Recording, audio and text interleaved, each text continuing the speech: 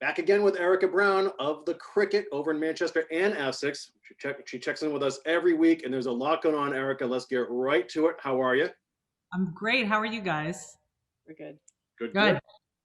You Well, got to we have. catch up with Chief Fitzgerald. Yeah, I was going to say I had a good check-in with Police Chief Todd Fitzgerald, who's been on the force for 30 years before he was. So he's a real local boy.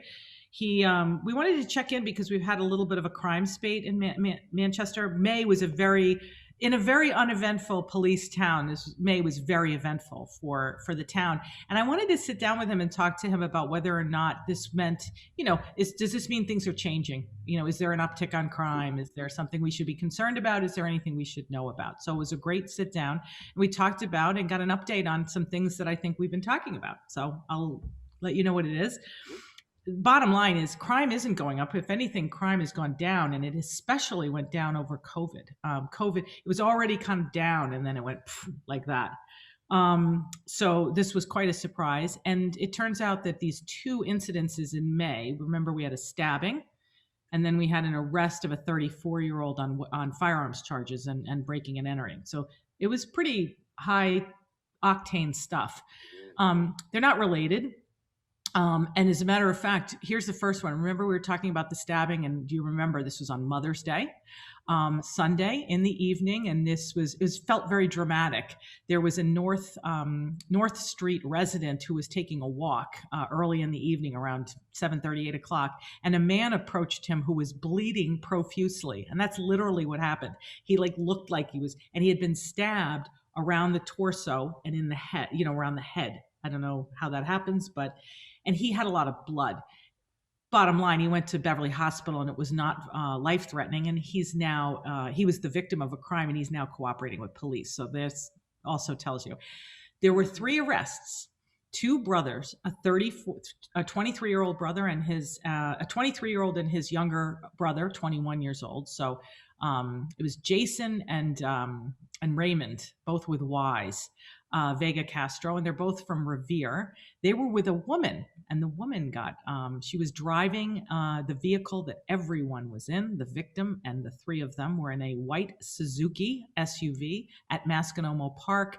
There was a business transaction, let's say, among them.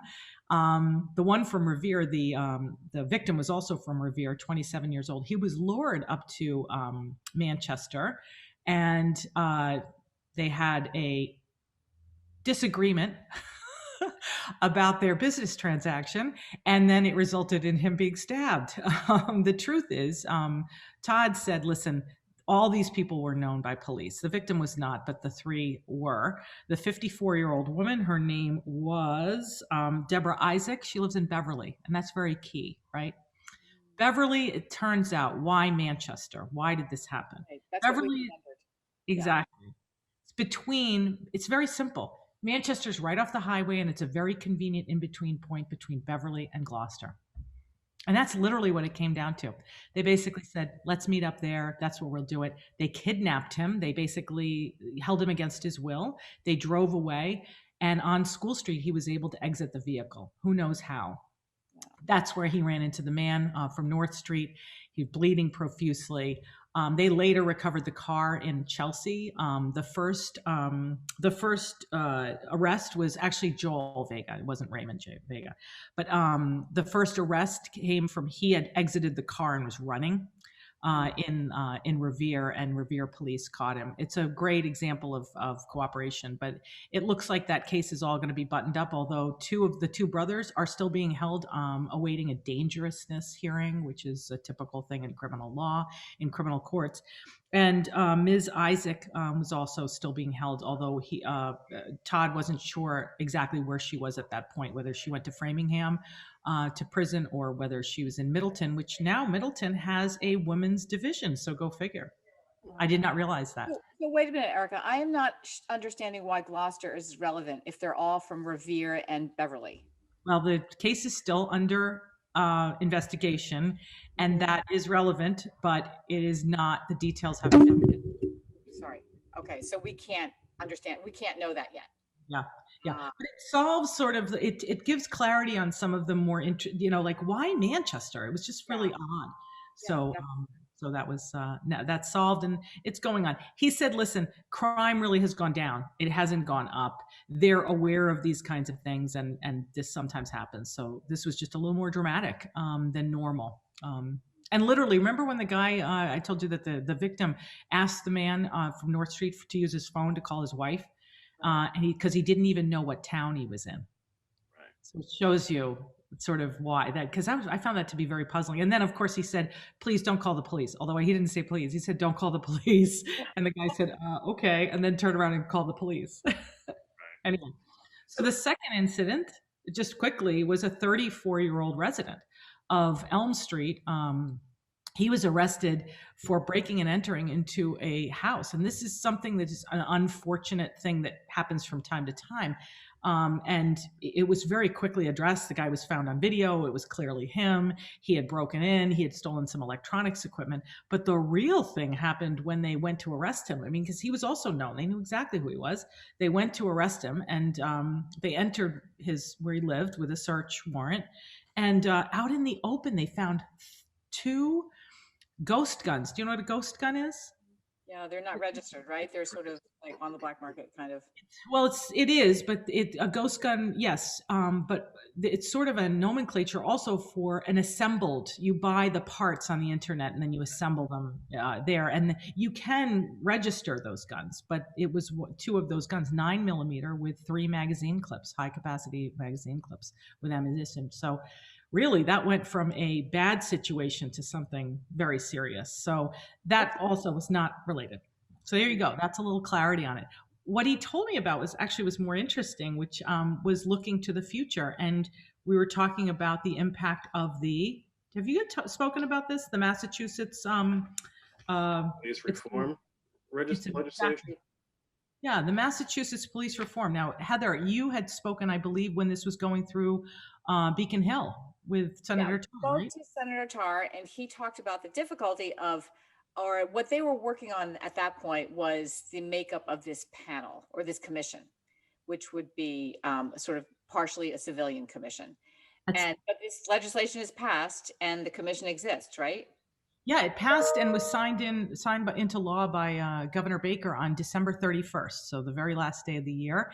And it created, that's correct, it created the Peace Officer Standards Commission. That's what it's called.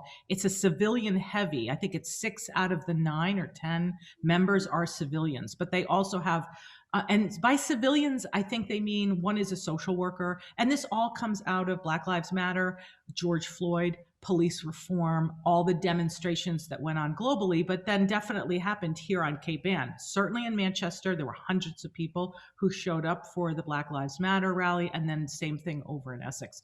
So there was a lot of participation, and the police were very helpful. I know Ed Conley, he took the knee and leaned in and was very supportive of the movement. Same thing with Todd Fitzgerald here and Paul Francis over in Essex. Here's the thing that I find interesting and what he was talking about, and we ended up speaking a lot about this. There is an unintended consequence of this reform bill, this law. And it doesn't have anything to do with the commission and the fact that they have subpoena power, which they do, by the way. It's a commission with teeth. It has to do with the fact that there's now a new standard that this commission is going to be monitoring, and that has to do with 200 hours of training for all police officers. So you think, oh, training, how could that be bad, right? Right. Here's the unintended consequence. Coastal towns are being really disproportionately hit by this because they depend, nearly all of them, on reserve officers.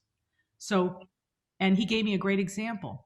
Down in Martha's Vineyard, and they're getting do you know how many full-time year-round police officers they have on their force? The entire island. It's a big island. 7. It's not that bad. It's 7. But that swells to 35 in the summertime, right? Mm-hmm. Now you have to devote 5 weeks of this training. Well, here you go. It's not just the cost, it's the cost associated with it. So right. Manchester has 13 officers. They double that, basically. They get an additional 12 officers as reserve officers. Now, these towns like ours, we depend on reserve officers. We know them. We love them. Let me tell you a fun fact. Paul Francis, chief of police over in Essex, he started as a reserve officer in Manchester at the beginning of his career.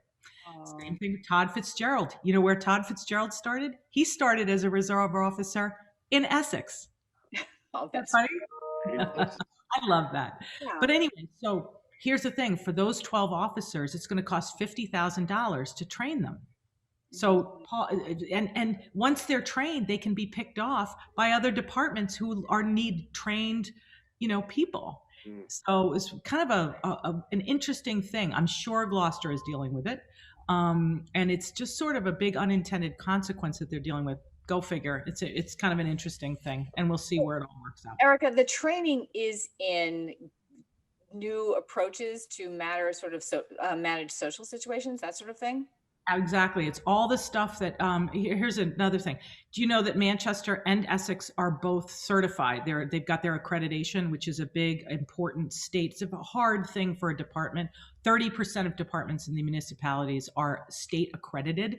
Manchester's one of them, Essex is one of them. Gloucester's in the middle of trying to get it now. It's a very difficult thing to achieve, and when you achieve it, it's very meaningful. It means you behave in a certain way and you're trained at a much higher level, and a much higher standard.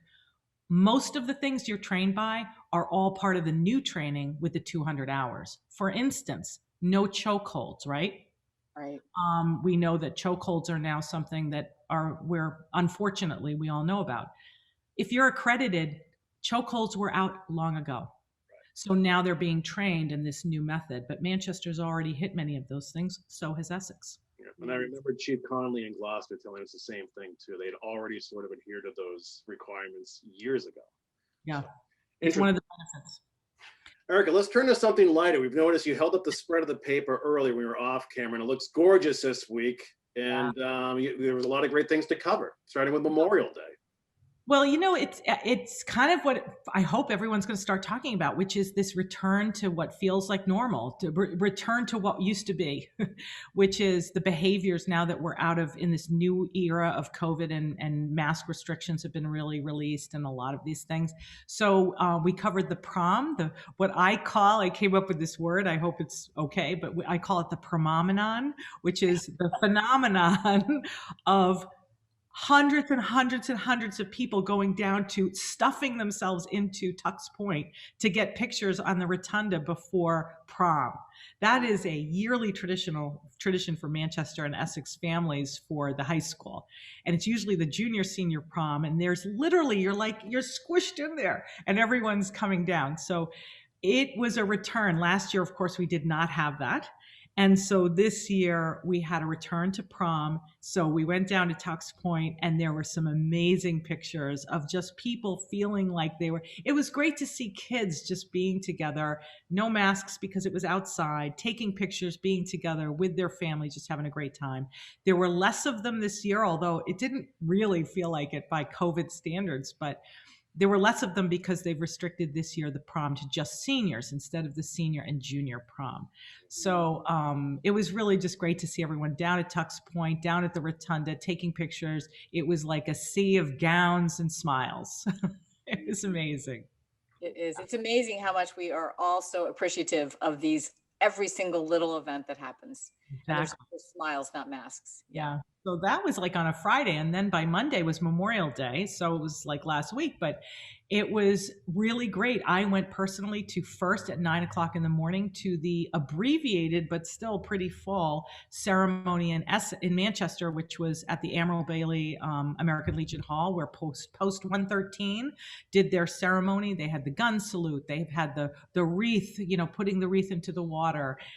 They had the reading of Flanders Fields, which is what's done every year. And then the answer to the readings of Flanders Field, they had the high school band playing the U.S. national anthem. And then the band and I went over to Essex at 11:00 to Memorial Park, where they had a similar ceremony. And I got to tell you, it was really interesting to attend both, which I typically do. There were the exact same number of people. Essex was really well attended, probably 75 people, 100 people, which, kind of felt like a lot. Same thing in Manchester. They had a really amazing sort of ceremony, really fantastic. It just felt good. And what was interesting is both ceremonies ended almost exactly the same way. And it was almost like they were reading a script, where the last thing that was said was, next year, 2022, this feels great. We're going to have a parade. And everyone clapped. So it was really nice. I tear up just hearing about that. So it's always, there's such moving events. They really are. Yeah, they're moving events, and you really see the community. You really see the community coming out and doing something that feels real and feels serious and is important. It is very important. It really is. Yeah. Well, Erika, phenomenal stuff as always. And we'll see you next week. Bye, guys. So much. All right. Bye.